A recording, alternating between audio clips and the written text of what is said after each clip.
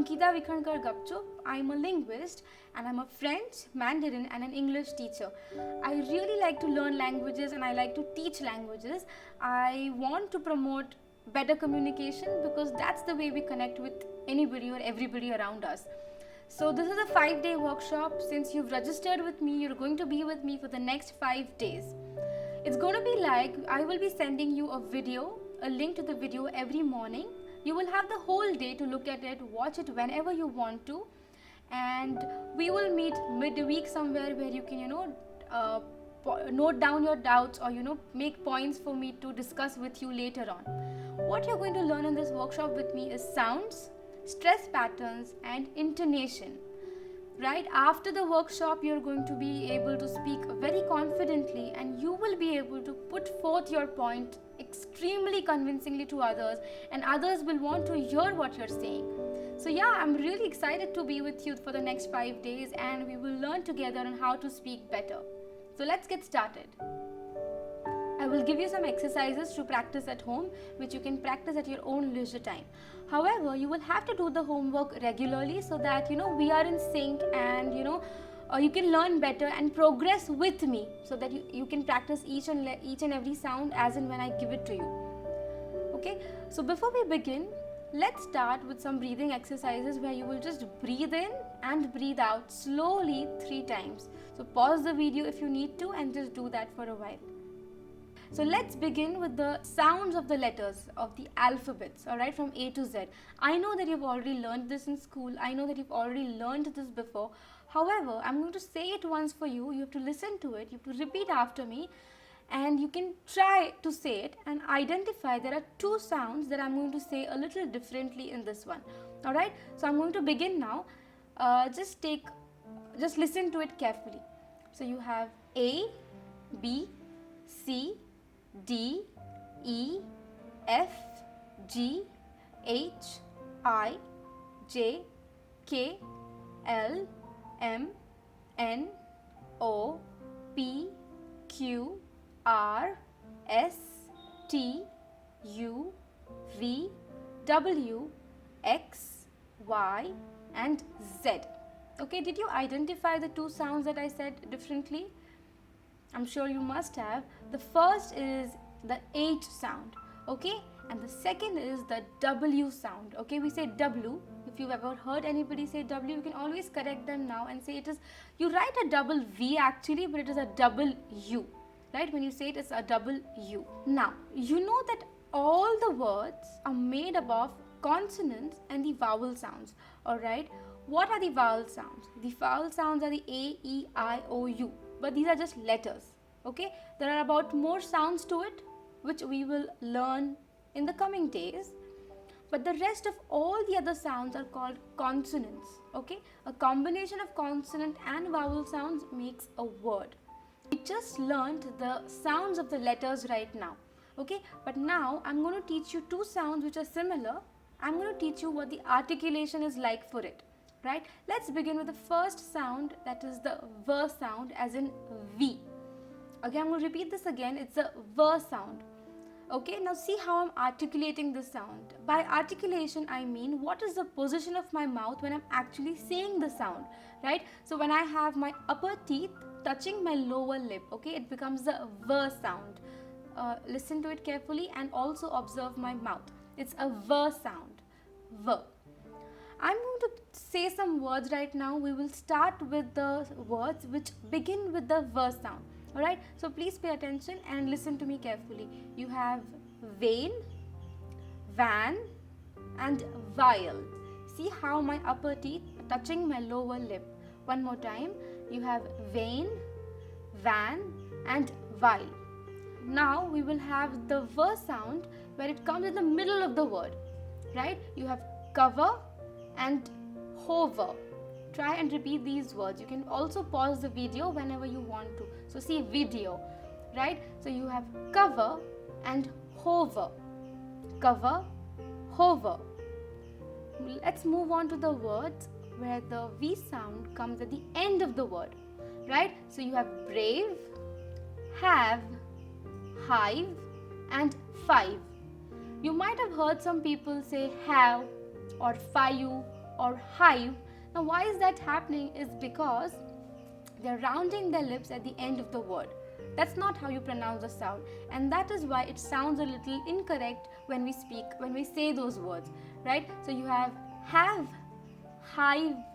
five.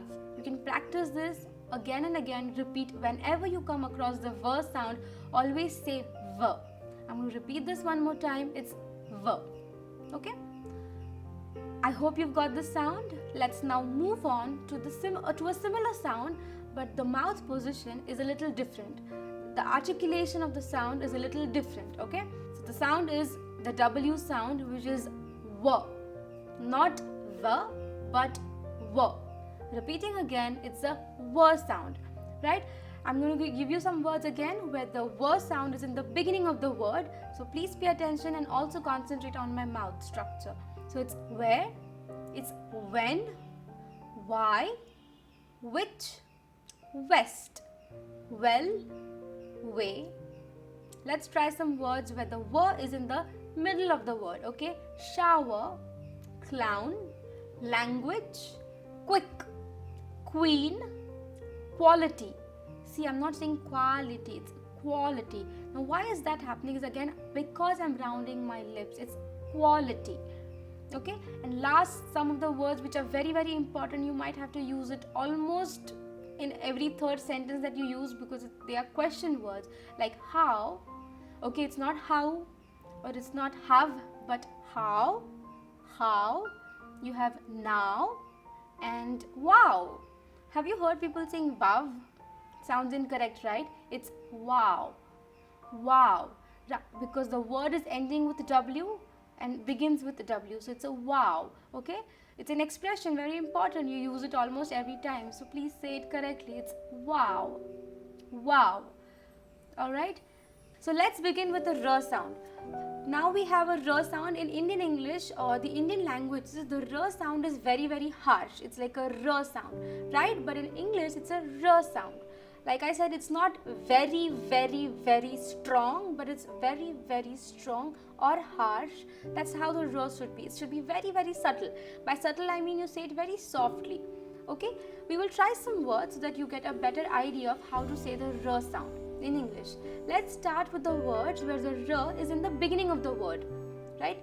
So you can repeat after me. It's roam, ring, road, railway, red, real.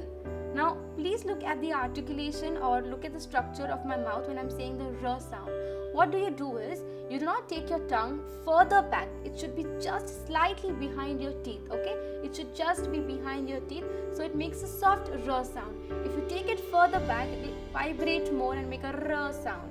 Okay, take it further just behind your teeth and say r. I'm going to give you the distinction of r and r.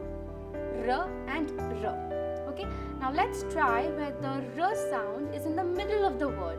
Now this can be a little difficult for Indian language speakers. By that I mean Marathi, it could be Bengali, it could be anything, because when we have words which have two consonants coming together, it becomes harsher. Okay, so you have to really try and make an effort to make it subtle. For example, let's try brave rather than brave. It's brave. It's rather than train, and because of the t, it becomes train. So soft, say train, say cry, crush, crash, trash, try, and drink. One more time, the last two words, very important, try and drink. Alright, now let's try some words where the r sound is at the end of the word, right? So you have car, you have far. I'm not saying car, I'm not even pronouncing the r sound. It's car, subtle, okay?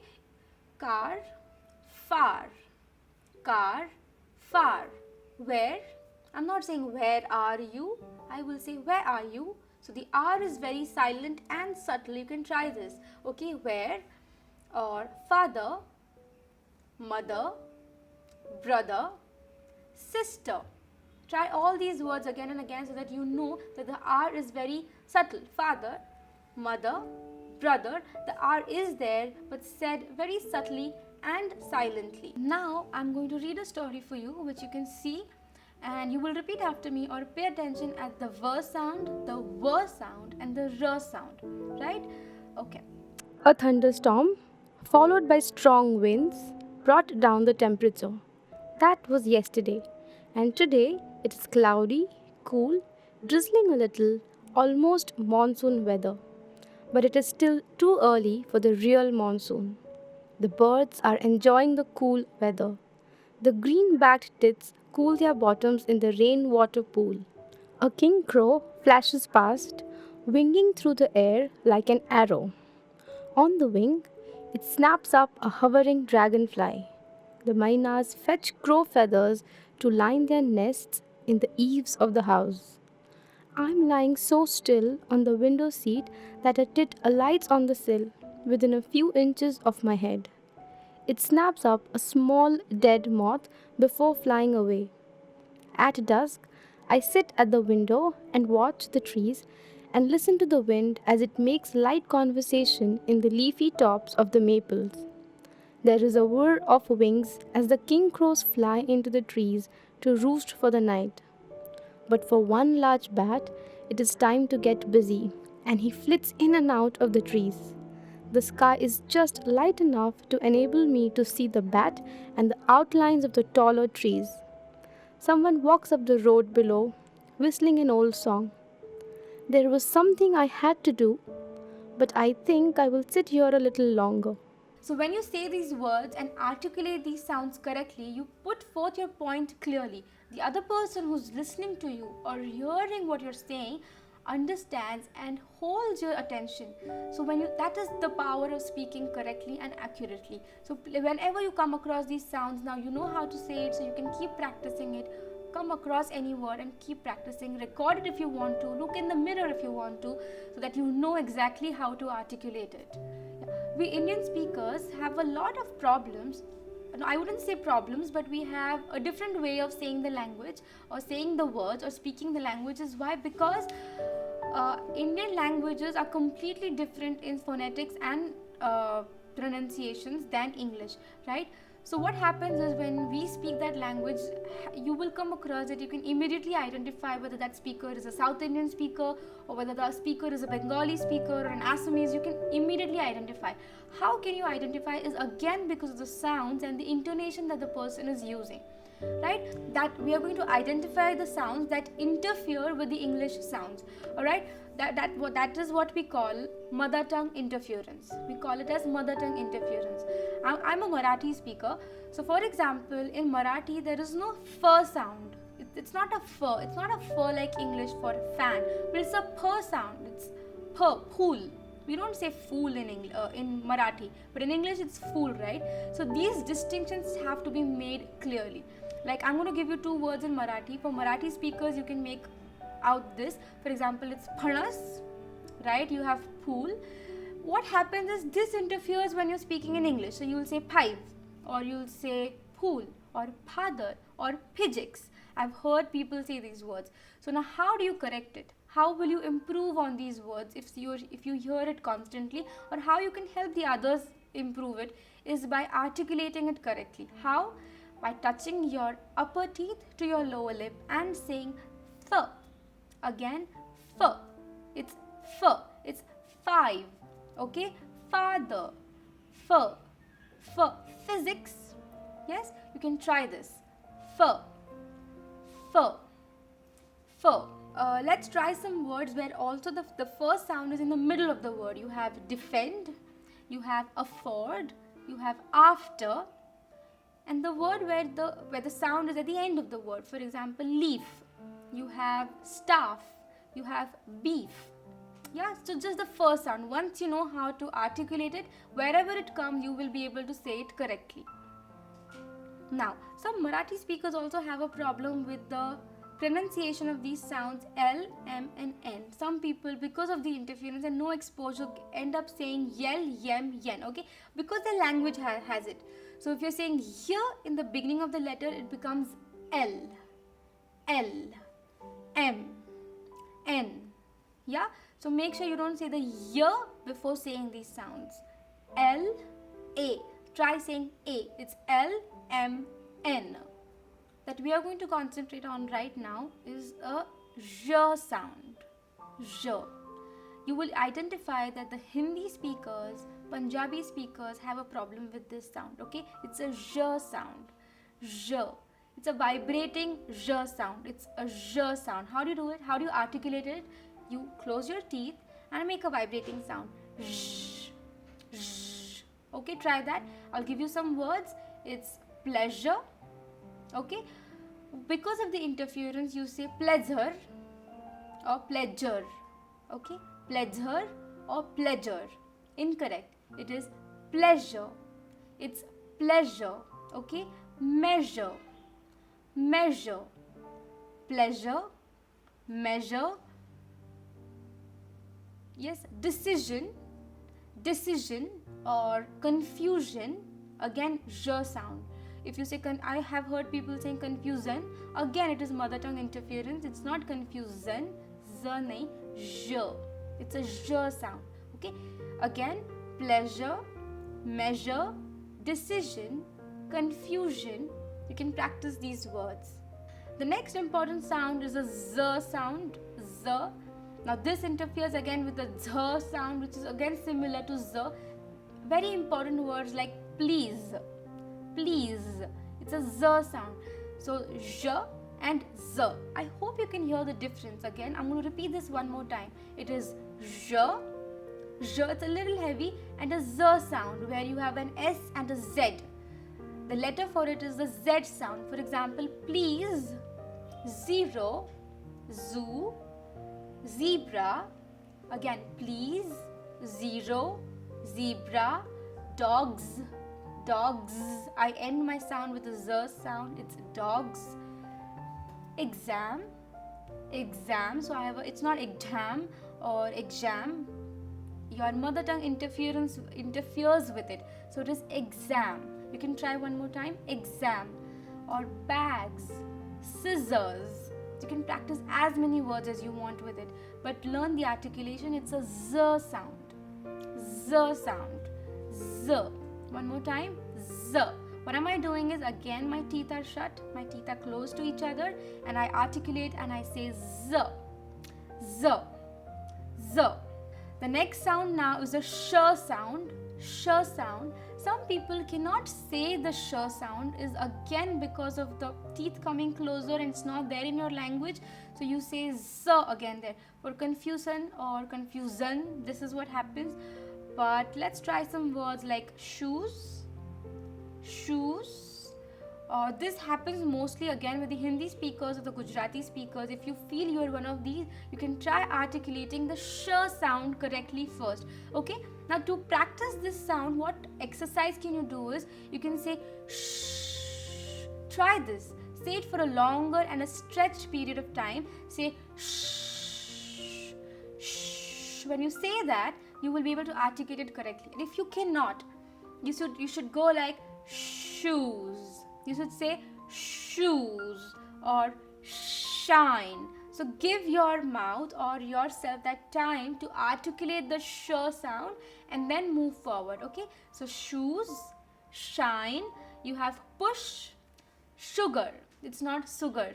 Sugar. Hindi speakers specifically say sugar. So it is sugar, sugar, sugar. You have ocean. One more very good word is special for you to practice. It has both the sounds, s and sh.